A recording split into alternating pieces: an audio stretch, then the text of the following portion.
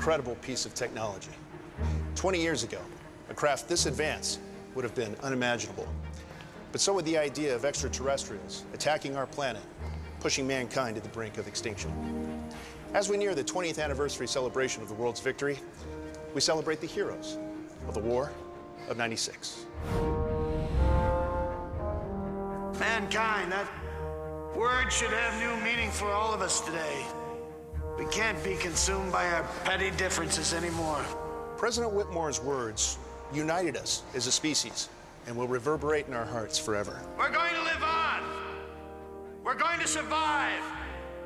Today, we celebrate our Independence Day. Though our world had been reduced to ash and rubble, from those ashes would rise a new age of growth, technology, and above all, unity.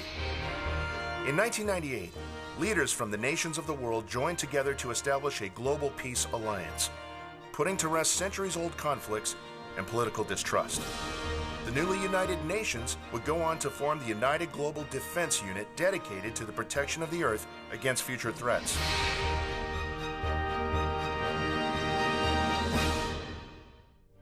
On July 4th, 1996, General Stephen Hiller led the attack that saved us from certain annihilation.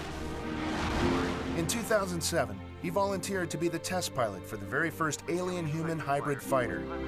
Unfortunately, an unspecified mechanical error cut his life short, but certainly not his legacy. David Levinson, today the director of the Earth Space Defense, or ESD, was with Hiller on that Independence Day 20 years ago. So many people were lost. As we know, it was a horrible event in which much of the world suffered, and that's what's brought us together. ESD has been an international, collaborative, grand effort, and our main goal, of course, is to keep us safe. And I've taken a leadership role in developing many aspects of this defense system. The Space Defense Program pioneered the monumental moon base that today serves as the Earth's first line of defense in the event of another attack. As you know, it's taken a huge effort to get a big military base on the moon and a big military base on Rhea, the moon of Saturn, and these orbiting units which have a big punch to them. Orbital defense stations, each outfitted with a destroyer cannon, make up the two rings of the orbital defense system based just outside of the Earth's atmosphere. Moon tugs, weighing an incredible 40 tons, are required to assemble each cannon. 20 years ago, these weapons, like the Alien City Destroyer cannon, were used against us with devastating results. Today, we're utilizing them to protect Earth. As we got samples of their more powerful technology and as much else as we could enhance our current arsenal. And then figure out how we could use space defensively if we had to encounter somebody from afar.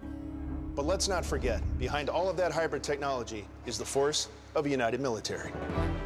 One common enemy gave rise to the human spirit.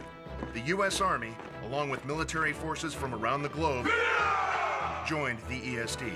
Growing up as the son of a legend, your path is pretty much set. Becoming anything other than the best fighter pilot was out of the question. I know he'd be proud of what we're doing here. We come from all over the world with one goal: be the best fighter pilots in space. It's a privilege to represent my country, China, and to honor my parents' memory. After the attacks in '96, there really was no room for feeling sorry for yourself. We all lost someone we loved. You just did what you had to do to get over it.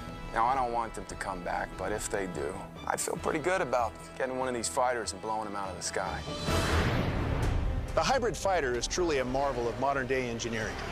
After successfully identifying anti-gravity devices on the alien spacecraft, the ESD was able to use this new technology to create a superior fighter jet.